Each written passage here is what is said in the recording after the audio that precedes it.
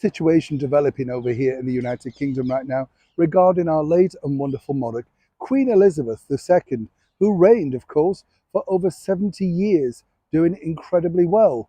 But as ever, everything comes at a cost. Let me explain. Hi, good morning. Neil Sean here. Hope you're well. Yes, we'll have a wave. Yes, how are you today? Not bad. Yes, glad to hear it. Hope you're keeping well, and welcome on and all brand new subscribers. I love saying that. Of course, it's nice to have your company. Truly glad you're enjoying the channel. Thank you so much for your lovely comments about some of the recent videos. The YMCA takes you right back, doesn't it? But it's one of those perennial songs as well, isn't it? That when you think about it, because it's played often at parties and on the the radio, it still feels as fresh today as when it was released. And I often wonder, I'm sure you do, like, you imagine if you'd penned that song and then you got all those royalties for all those years. It's a bit like I Will Survive, isn't it, by Gloria Gaynor? Perennials that get played time and time again. What's your favourite, replayable song? Is it one of those? Do let me know in the comments below. I change mine all the time, but you do like certain songs, don't you? I think Can't Get Used to Losing You by Andy Williams. Once you've got that in your head, you can't get it out, can you?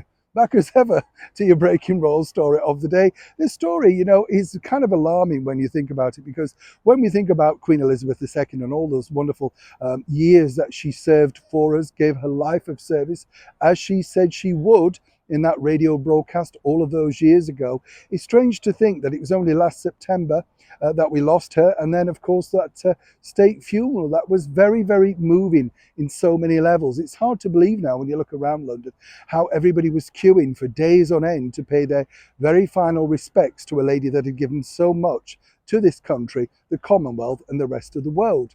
But of course, with all the positives becomes negatives, as we often know. And the bigger problem that you have there is this. It's been revealed that the state funeral of the late Queen cost 162 million, which of course has led people to come out and say it's way too much money from the taxpayer, the tax funded. Now, I don't know about you, but when you break it down, considering what this lady gave us over 70 years, that's nothing, is it? And even, dare I say, sadly, in death, she brought so much wealth to the country simply because so many heads of state, hotels were full, the actual place, the country was buzzing.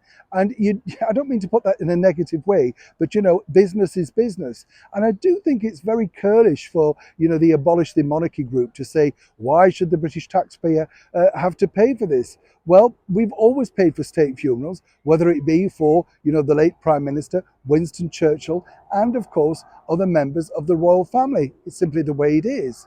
But as I say, when people are moaning about that particular fee, my question would be, look at the lifetime of service that the Queen gave us. Just look at the money, the wealth that she brought into this country single-handedly. I'm not just talking about huge events like the Platinum Jubilee or a Diamond or Silver Jubilee, but simply people coming to see exactly where the royal family live. Those spectacular things like the changing of the guard, all sorts of stuff, garden parties, the charities that she's embraced, all of that sort of thing. So I'm sure, whether you're a monarchist or not, you can have it in your heart to think, however much it cost, was it truly that much for what she gave us during her lifetime of 70 years dedicated service to this country, the Commonwealth, and the world? As ever, I'd love to know what you think in the comments below. Neil Sean in the very heart of London.